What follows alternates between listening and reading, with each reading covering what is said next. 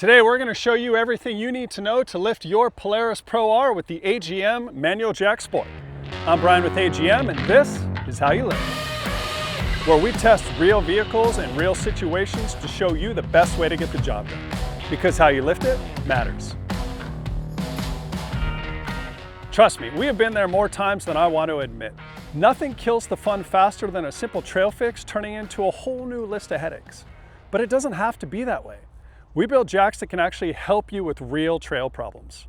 So today we're not only going to show you how to lift your Pro R, we're going to show you how to make the whole process less of a hassle, so even a trail repair becomes just another part of the adventure. Let's get into it. Two quick notes before we get started. The very first thing you want to do if your car is drivable is park it in some place that's flat, that's accessible, doesn't have rocks, there's not a bunch of bushes under here you're going to have to deal with, water, mud, that kind of stuff. That way you got a good working environment. The second thing is once you have the jack under the car and the car up, if you're going to be there for an extended period of time, whether you're using spare tires, ice chests, rocks from around, you want to make yourself some kind of jack stand so you have a second point of contact.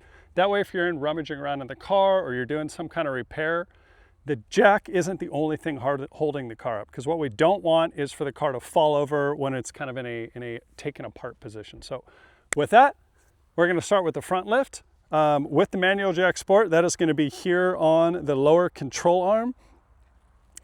For anyone that already has a Pro R, you know that these arms are kind of aerospacey, a little bit curved. So the big key here is to get your angles right. You want to position this in such a way that it's not going to slip off. So let me show you what that looks like.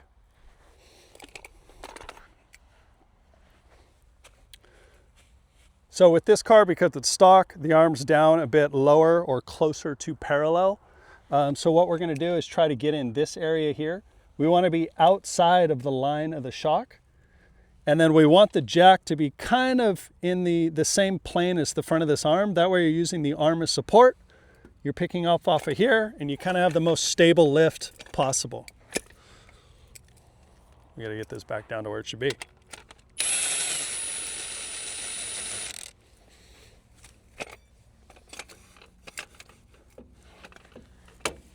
So that guy goes somewhere in here. We're on the roughly the same plane as the top of the arm, so that's going to support us up here. And then we are in that center line of the pivot so that it doesn't slide off this way.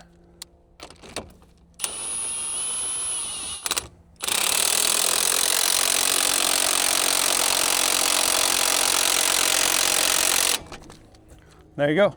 Tires off the ground, you're ready to do your repair. Now, if your car has a lot of ground clearance and your lower control arms are at a steep angle, or you're just not comfortable lifting from your front arms, we do also sell a combo hook separately. And with that combo hook, we're able to access these holes on the sides of the chassis. So what we'll do is switch out the pad with the pin at the top. I'm going to pull this bad boy off too, because we don't need the hook.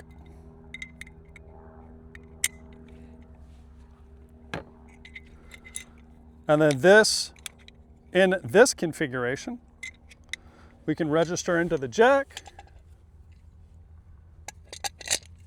Oh, looks like we need to adjust up a little bit.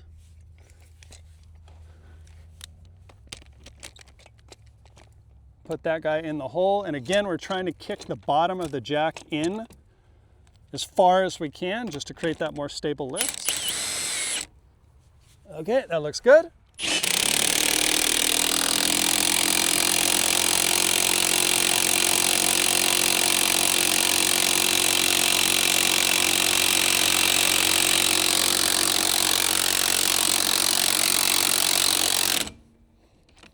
There we are, we're off the ground. Now you're able to get to that front tire without having to use lower control arm. Here's a quick tip. If you're not able to get the car all the way off the ground with your first lift, don't worry. The Polaris Pro R is actually scrubbed. They change track width quite a bit as the car lifts. So as you go up and those tires come in, if you run out of travel here, just lower the jack back down. The car's going to set at that new position, and it's actually going to remain part way through that lift. And then all you need to do is take the collar on the manual jack sport, rotate it up 1 or 2 positions.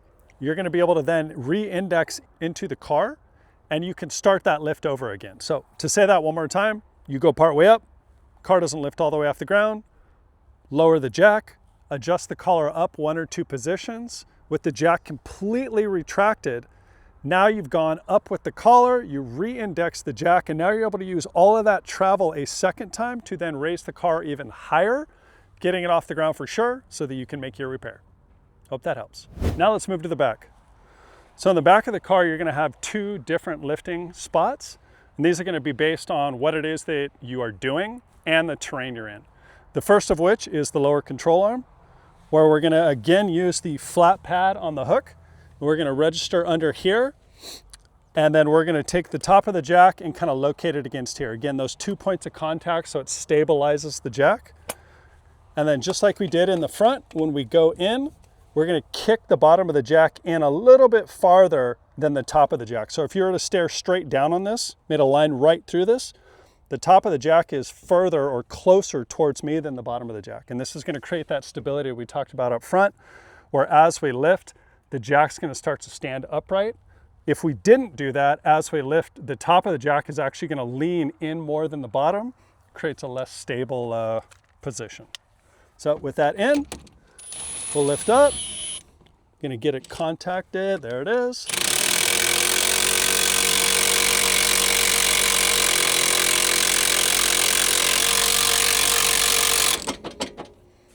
And just like the front, we're off the ground in a few seconds. And you can see how important it is if you're just doing tires to be picking up from the suspension. That way you don't have to lift through all of the travel. Gets you off the ground quicker so you can make your repair and get back to the fun faster. Okay, like we talked about earlier, there is a second lift point in the rear. It's here at the upper radius rod. Now I do prefer to lift from the trailing arm, but if for some reason you can't, you can come back here and pick up from the upper radius rod using the flat pad again. I would stay away from the lower arm just because it's got this high clearance design. So there's a chance you're gonna slide on this surface. So knowing that, get down here, clean the area where we're gonna lift. Let's adjust the height of the jack to kind of fit. And like we talked about before, we're gonna angle the bottom of the jack in further than the top of the jack. Try to create those 2 points of contact. In this case, it looks like it's gonna be the pad itself and then the hook down below.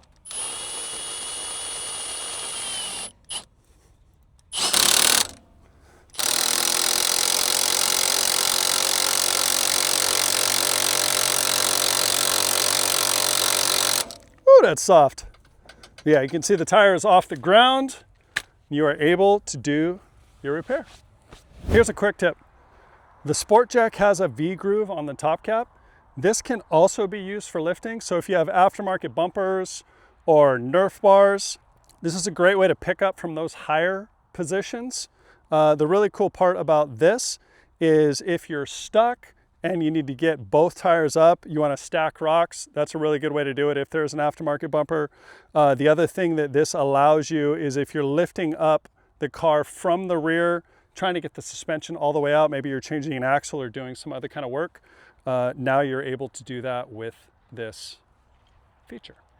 Now let's put it all together and see what a tire change looks like. Remember, come in, adjust our collar,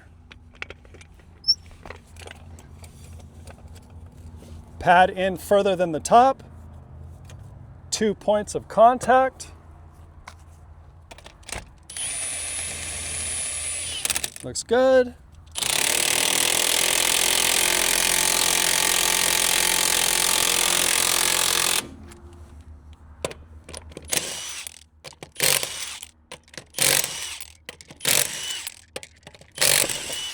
Now you notice I caught all the lug nuts, and the reason you want to do that, you don't want them to hit the ground, is because we don't want to get any sand or dirt inside the threads here. That can really mess us up. When we go to put the wheel back on, if there's still dirt inside here, it's going to get between the male and female threads and potentially gall. So Try to stay away from that, but if it does fall into the sand, no big deal. Knock it out, do the old Nintendo special, blow it out, and then store it in a nice dry place. Let's get this guy off, get a new tire on.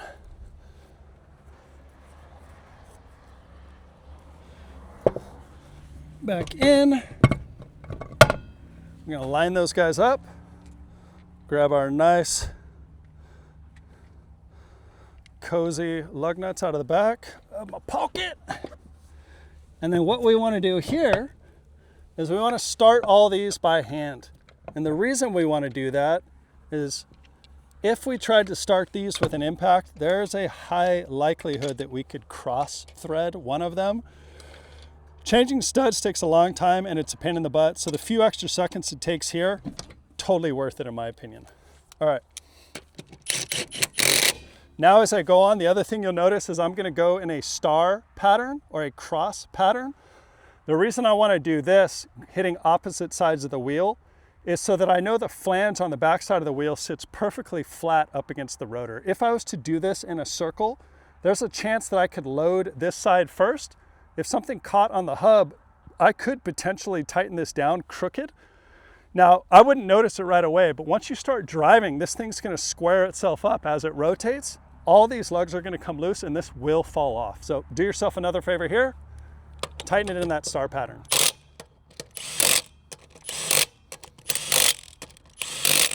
And then as a last check, I always like to double check. I'm gonna go around one more time just to make sure I didn't miss anything and that everything's tight.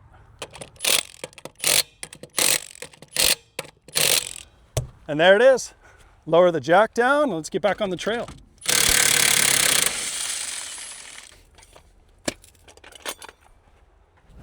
And that's everything you need to know to lift your Polaris Pro R with the AGM Manual Jack Sport. Every lift we demonstrated today had one goal, and that's to make trail repair safer and easier, because how you lift it matters. I'm Bryan with AGM, and this is how you lift it. Thanks for hanging out, and I'll see you next time.